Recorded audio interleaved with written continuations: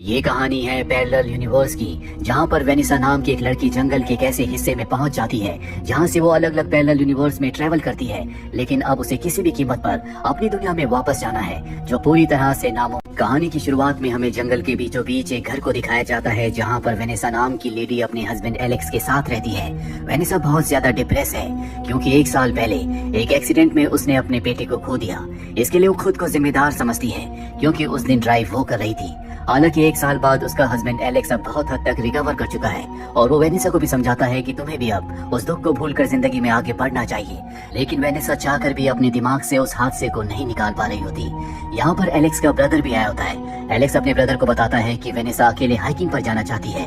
उसका ब्रदर कहता है कि ऐसा करना खतरनाक होगा क्योंकि कुछ वक्त पहले इस जंगल में एक प्राइवेट कंपनी बहुत सारे अजीब अजीब से एक्सपेरिमेंट्स कर रही थी, जिसके बाद बहुत सारे लोग गायब हुए और उस कंपनी ने उस पूरी जगह को ब्लॉक कर दिया और यहाँ से हमेशा के लिए चली गई। लेकिन एलेक्स इस तरह की बातों पर विश्वास नहीं करता क्योंकि कुछ वक्त पहले उसके पिता भी इसी तरह की बातें करते थे। उन्होंने इस जंगल के बारे में एक किताब भी लिखी थी जिसमें बहुत सारी इन्फॉर्मेशन थी।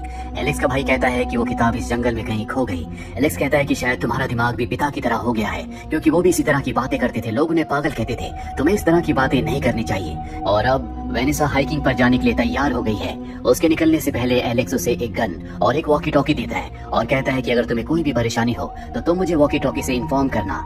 इसके बाद वेनिसा वहाँ से निकल जाती है। अब वेनिसा लगातार हाइकिंग करते हुए चल रही होती है, तभी कोई उसके ऊपर गोली चलाता है। वेनिसा पेड़ के पीछे छुप जाती है और जब वो पेड़ से उस तरफ देखती है जहाँ से गोली चली थी तो उसे अपनी आंखों पर विश्वास नहीं होता क्योंकि जिसने गोली चलाई है वो उसी का एक दूसरा रूप है। उसे लगता है कि बहुत वक्त से अपने बेटे की मृत्यु की वजह से उसके दिमाग पर गहरा असर पड़ा है, इसीलिए उसे सब कुछ दिख रहा है जो सिर्फ उसका वहम है। इसके बाद वो घर वापस आ जाती है, बहुत ज्यादा परेशान होती है। एलेक्स पूछता है कि क्या हुआ। वो कहती है कि मैंने जंगल में एक भालू देखा, लेकिन उसे पता है कि वेनिसा झूठ बोल रही है, जरूर कोई और बात है। और अब वो वेनिसा के पास जाता और पूछता है कि जंगल में क्या हुआ।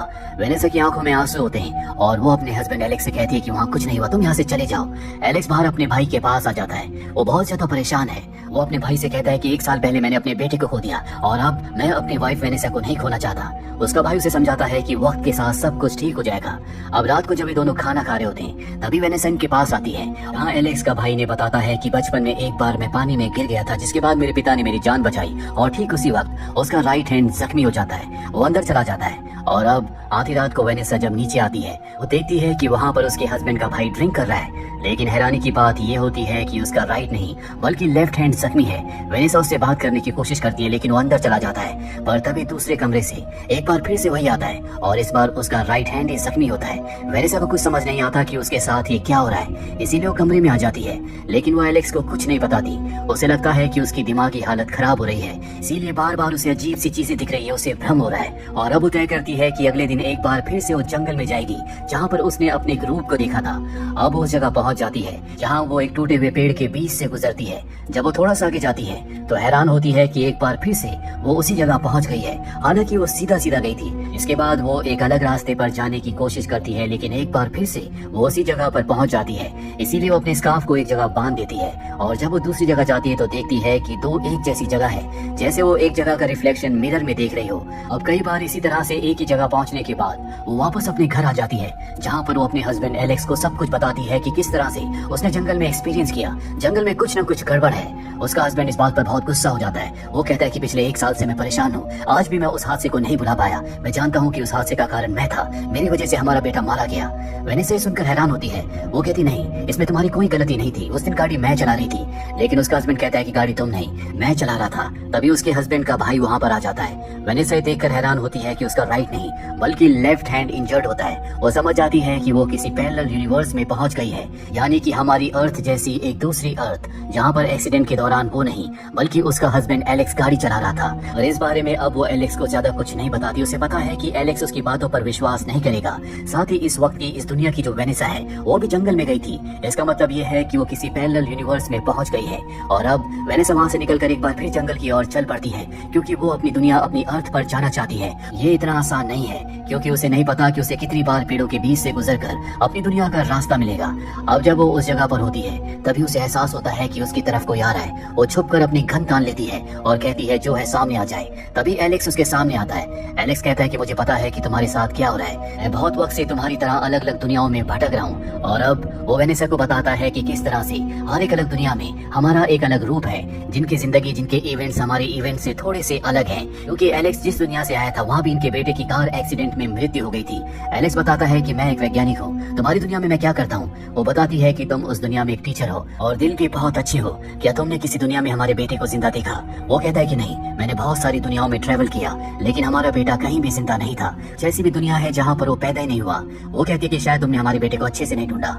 एलेक्स कहता है कि मेरे पास एक तरीका है जिससे मैं तुम्हें तुम्हारी दुनिया में वापस भेज सकता हूँ, लेकिन उसके लिए मुझे फिशिंग वायर चाहिए। ये दोनों एक अलग दुनिया में जाते हैं जहाँ पर ये अपने घर में जाते हैं और जब स्टोर रूम में फिशिंग वायर को ढूंढ रहे होते हैं तभी वहाँ पर एलेक्स का भाई आता है जो बहुत ज्यादा परेशान होता है और इनसे माफी मांगता है। वो कहता है कि मेरी वजह से तुम दोनों मारे गए, अब तुम दोनों यहाँ से हमेशा के लिए चले जाओ।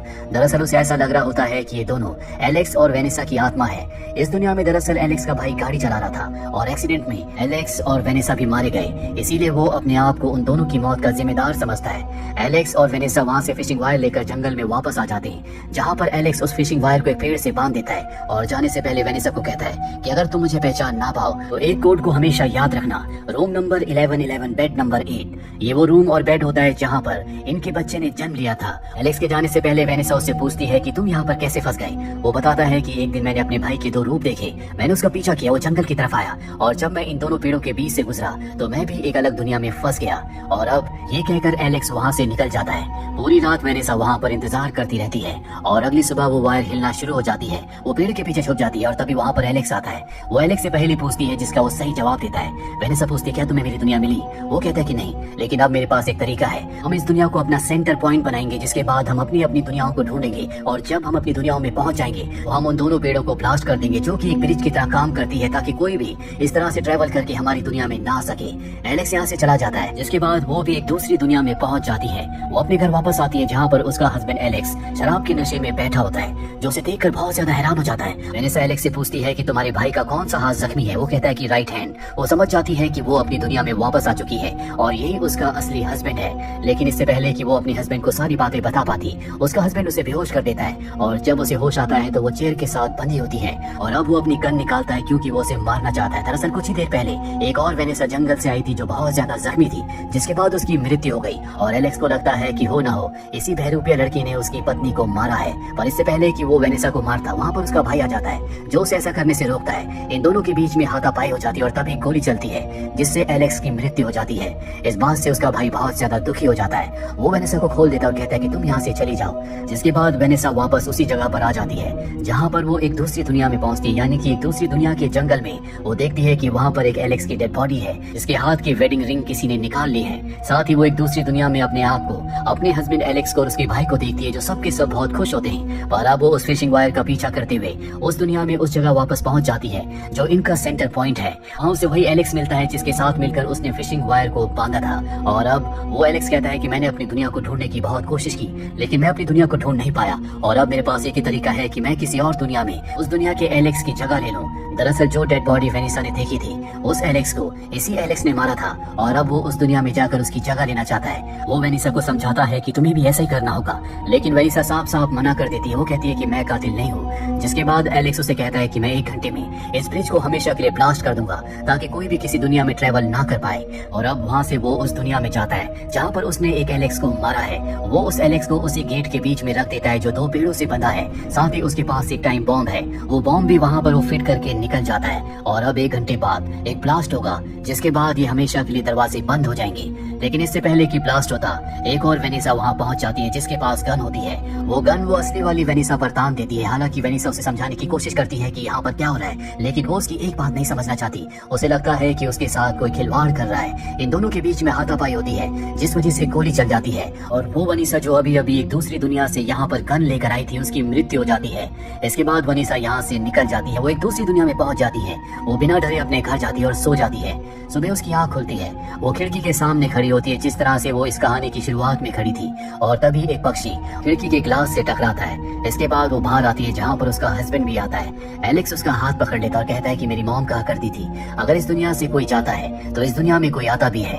हालांकि वो अपनी उस दुनिया में जहाँ पर एलेक्स उसे समझाने की कोशिश करता था कि हमें अब जिंदगी में आगे बढ़ना चाहिए, हमें पुरानी बातों को भूल जाना चाहिए, लेकिन उस दुनिया में वो उसकी बातों पर ध्यान नहीं देती थी और हमेशा परेशान रहा करती थी। पर अब उसे इस पूरी जर्नी से समझ में आ चुका है कि जिंदगी में आगे बढ़ना बहुत जरूरी है। पुरानी बातों को याद करके हमें अपनी आने वाली जिंदगी को और प्रेजेंट को कभी खराब नहीं करना चाहिए।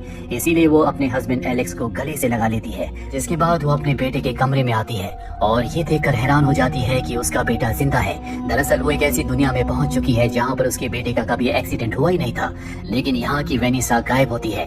दरअसल जिस वेनिसा को हाथापाई में गोली लग गई थी, जिसकी मृत्यु हो गई थी, वो इसी दुनिया की वेनिसा थी। यानी कि अब वो वेनिसा इस दुनिया में कभी नहीं आएगी और ना ही कोई दूसरी दुनिया से अब किसी दुनिया में जा पाएगा, क्योंकि एलेक्स ने अब तक ब्लास्ट करके उस दरवाजे को हमेशा के लिए बंद कर दिया होगा।